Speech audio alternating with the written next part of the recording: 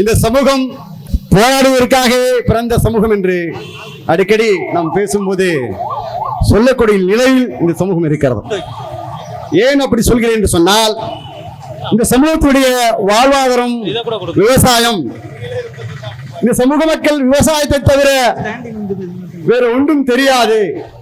தன்னுடைய வாழ்வாதாரத்தை இந்த மண்ணிலே வாழ்வதற்கு அவர்கள் விவசாயம் செய்து பிழைக்கக்கூடிய நிலைமை இருக்கக்கூடிய சமூகம் இந்த மண்ணிலே உயிர் வாழ்வதற்கு கூட தொடர்ச்சியாக போராட வேண்டிய நிலையில் இன்றைக்கு இருந்து கொண்டிருக்கிறார்கள். அன்பான தோழர்களே, தொடர்ச்சியாக தென் மாவட்டங்களில் தொடர் படுகொலைகள் சாதியத்துக்கு எதிராக நடந்து கொண்டே இருக்கிறது. இந்த படுகொலைக்கு பெரும்பாலும் பட்டியலத்தை சார்ந்த இளைஞர்கள் பலியிடப்பட்டுக் கொண்டிருக்கிறார்கள். இங்கே இந்த மண்ணிலே தமிழ் தேசியம் பேசுகிறவர்களும் இந்த தமிழே பொது அரசியலை முன்னெடுக்கவும் இதை கண்டுகொள்வதே கிடையாது. ஏனென்றால் அவர்கள் இந்த மண்ணிலே மனிதநேயத்தை விரும்பவில்லை, மாற்றாக இந்த மண்ணிலே இந்த மக்களிடமிருந்து ஓட்டு அரசியலை மட்டும் விரும்புகிறார்கள். அப்படி அவர்கள் பிரித்து பார்க்கும் பொழுதுதான் இந்த பாதிக்கப்பட்ட மக்களோடு நிற்கும் போது அவருக்கு ஆதரவாக இருப்பவர்களுடைய வாக்கு கிடைக்காது என்று அவர்கள் கண்டும் காணாதவோ இருக்கிறார்கள். அன்பான தோழர்களே, இன்றைக்கு நடந்த இந்த படுகொலை என்பது தம்பி தூத்துக்குடி மாவட்டத்தை சேர்ந்த தம்பி கவின்குமார் அவர்கள் நல்ல படித்த பட்டதாரி. சென்னையிலே ஒரு மின் பொறியாளராக அவர் பணியாற்றி கொண்டிருக்கிறார். அந்த மாதிரியான நிறுவனங்களிலே ஒரு சாதாரண திறமை உள்ள ஆளுக்கு இவ்வளவு பெரிய சம்பளம் இருக்குன்னா நிச்சயமே கிடையாது. உண்மையாகவே திறமையானவர்களுக்கு தான் 2 லட்சம் 2 லட்சத்துக்கு மேலாம் சம்பளம் கிடைக்கும். அப்படி பார்த்தா தம்பி கவின் உண்மையாகவே ஒரு திறமைசாலியாக இருந்திருக்கிறார். இன்றைக்கு காதலிக்கப்பட்டதாக சொல்லக்கூடிய சுபாசினி அவர்களும் பள்ளி பருவத்திலிருந்து அவர்கள் ஒன்றாக பழகக்கூடிய வாய்ப்பை பெற்றிருக்கிறார்கள். நெருக்கமாக அவர்கள் ஒரு நட்புறவை பாராட்டக்கூடிய வாய்ப்பை பெற்றிருக்கிறார்கள். அது பின்னாலே காதலாக மாறி இருக்கிறது. சம்பவம் நடந்த அன்று சுபாசினி அழைத்ததின் பேரில் தான் தம்பி அந்த மருத்துவமனைக்கு ஒரு மருத்துவ ஆலோசனைக்காக அங்கே சென்றிருக்கிறார். அங்கே என்ன நடந்தது என்று சுபாசினிக்கு மட்டும்தான் தெரியும். உண்மையாகவே இது யதார்த்தமாக நடந்த படுகொலையா என்றால் அது சுபாசினியை இங்கு விசாரணைக்கு உட்படுத்தி விசாரித்தால்தான் தெரியும். ஏன் அப்படி சொல்றேன்னா, தொடர்ச்சியா இந்த எளிய மக்கள் பட்டியல் மக்கள் ஒரு மாட்டு சமூகத்தை சார்ந்த பெண்ணை காதலித்தால் அது நாடக காதல் சொல்றான். இன்னைக்கு பள்ளி பருவத்திலிருந்தே ஒன்றாக பழகி நட்பு பாராட்டி காதல் வரை சென்று இன்றைக்கு நான் நவீனுக்கும் எனக்கும் இருக்க உறவை பற்றி உங்களுக்கு தெரியாது, விமர்சனமாக பேசாதீங்க என்று இந்த பொண்ணு இன்னைக்கு வீடியோ வருதுன்னு சொன்னா இது எப்பேற்பட்ட நாடகத்தை அவர்கள் அரங்கேற்றிருக்கிறார். எனக்கு முன்னாக பேசிய தோழர்கள் சொன்னது போல உன் குடும்பத்தில் ஒட்டுமொத்தம் சம்பாதித்த 1 லட்சம் வராது. மரியாதைக்குரிய தம்பி சம்பாதிக்கக்கூடிய பணம் 2 லட்சம் மாதத்திற்கு. அதற்காக நீங்க நாடக காதலை அரங்கேற்கலாம் கூட எங்களால் சந்தேகிக்க தோணுது. ஏன் அப்படி சொல்றேன்னா,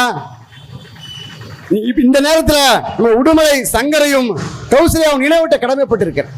ஏன் அப்படி சொல்றேன்னா, தன்னுடைய ஆணவ படுகொலைக்கு தன்னுடைய காதலனை படுகொலை செய்த பெற்றோர்களுக்கு தண்டனை வாங்கி தர வேண்டும் என்று தொடர்ச்சியாக இன்னவருக்கும் களத்தில் என்று போராடக்கூடிய சகோதரி நம்ம கௌசல்யா. ஆனால் இந்த சுபாசினி உண்மையாகவே இந்த தம்பியை காதலித்திருந்தால் அவருடைய அது பிரேதத்தை கூட அடக்கம் பண்ணல.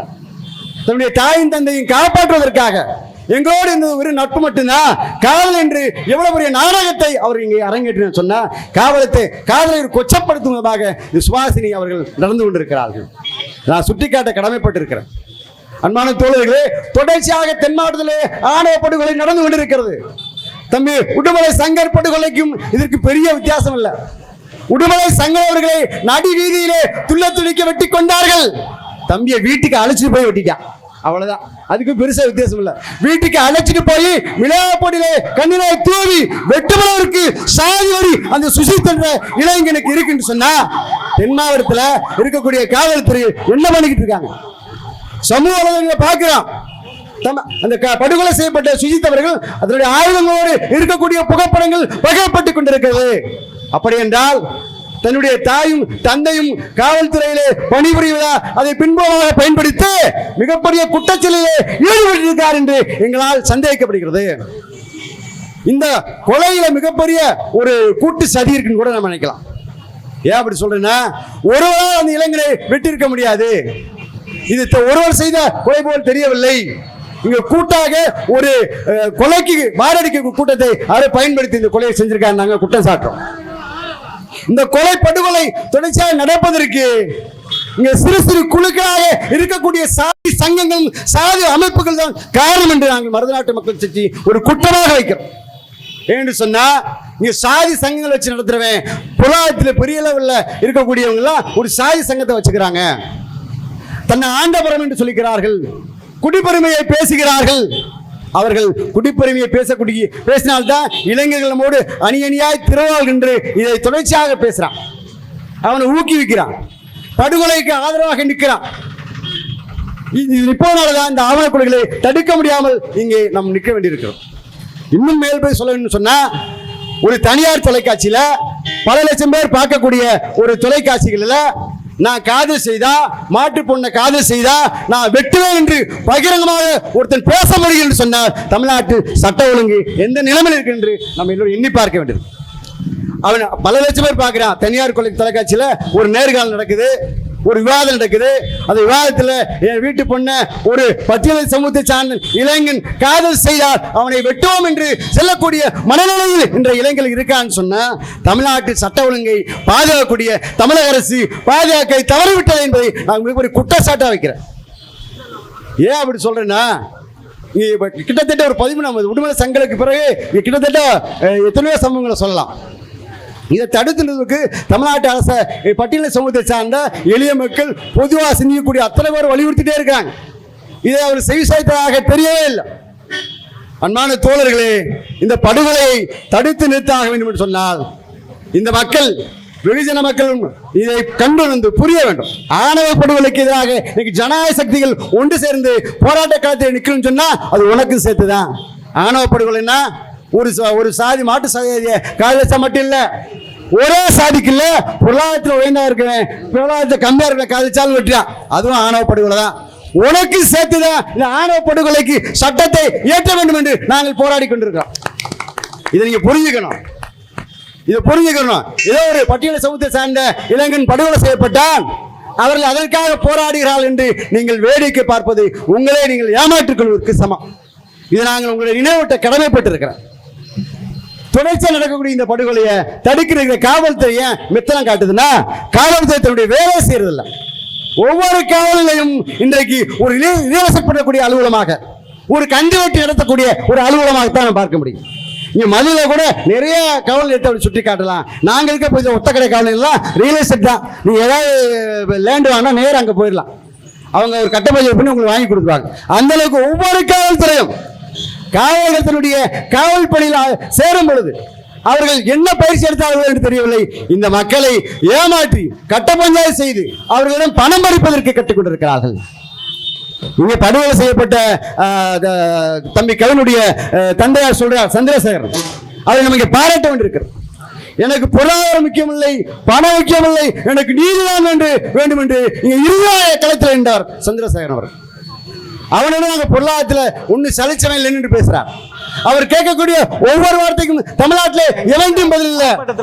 அவனோட நான் எந்த விதத்தில் குறைஞ்சு போயிட்டேன்? பொருளாதாரத்தை குறைஞ்சு போயிட்டேன்னா, கல்வியில குறைஞ்சு போயிட்டேன்னா, என் பொண்ணுக்கு என் பையன் காதல் வச்சா வெட்டிவேன் என்று அவர் கேட்கிறார். எனக்கு நீதி வேண்டாம், எனக்கு நிதி வேண்டாம், நீதி வேண்டும் என்று தொடர்ச்சியாக கடைசி வரை நின்ற சந்திரசேகரனை நாங்கள் இந்த நினைவூட்ட காவல தந்தை சந்திரசேகர் அவர்களை நினைவூட்ட கடமைப்பட்டிருக்கிறார். இந்த படுகொலையை தடுத்து நிறுத்த வேண்டும் என்றால் பெருந்தலாக இந்த மக்கள் கூட்டத்தை நம்ம தொடர்ச்சியாக நடத்த வேண்டும். இல்லைன்னா தமிழ்நாட்டு அரசு, இந்த காவல்துறை இந்த மெத்தன போக்க கடைபிடிச்சிட்டே இருக்கும். இதை வன்மையாக மருதநாட்டு மக்கள் கட்சியாக நாங்கள் வன்மையாக கண்டிக்கிறோம். தோழமையோடு இந்த கூட்டத்தில் வருகிறது இந்த ஆதரவளித்த உங்கள் அனைவருக்கும் நாங்கள் மருதநாட்டு மக்கள் கட்சியாக மீண்டும் ஒரு நன்றி சொல்லி, இந்த தொடர் படுகொலையை கண்டித்து மருதநாட்டு மக்கள் கட்சி சார்பில் நடைபெற்ற இந்த ஆர்ப்பாட்டத்தின் மூலமாக தமிழக அரசுக்கு இந்த ஆணவ படுகொலைக்கு எதிராக தனி சட்டத்தை உடனே நிறைவேற்ற வேண்டும் என்று நாங்கள் வலியுறுத்துகிறோம். இந்த கவின்ராஜினுடைய படுகொலையில் குற்றம் சாட்டப்பட்டிருக்கக்கூடிய சுர்ஜித் அவர்களை சிறையிலே அவருக்கு தீர்ப்பு வழங்கி தண்டனை வழங்க வேண்டும். இன்றைக்கு அவருடைய தம்பியுடைய பிரேதத்தை வாங்குறதாக செய்தி இருக்கு. சுத்தினுடைய தாயாரை கைது சொல்லி தொடர்ச்சியா போராட்ட களத்தில் இருந்தாங்க. ஒரு அதிகாரி அந்த அதிகாரி அந்த தான் சார்ந்திருக்கக்கூடிய அதிகாரியை காப்பாற்ற வேண்டிய நோக்கத்தோட கொலை நடந்து 4 நாள் ஆகும் அவர் கைது செய்வதற்கு காவல்துறை தயக்கம் காட்டியது. மக்கள் பெருந்தலாக ஒரு போராட்டத்தை முன்னெடுத்த பிறகுதான் அந்த கைது நடவடிக்கையே இந்த தமிழக அரசு முன்னெடுக்கிறது, காவல்துறை முன்னெடுக்கிறது. அப்படி என்றால் இந்த பட்டியலின மக்களை இன்னும் ஒரு வஞ்சிக்கக்கூடிய ஒரு அரசாங்கத்தான் திராவிட முன்னேற்ற கழகம் இருக்கிறது என்பதை சொல்லி வாய்ப்புக்கு நன்றி பாராட்டி விடைபெறுகிறேன். நன்றி, வணக்கம்.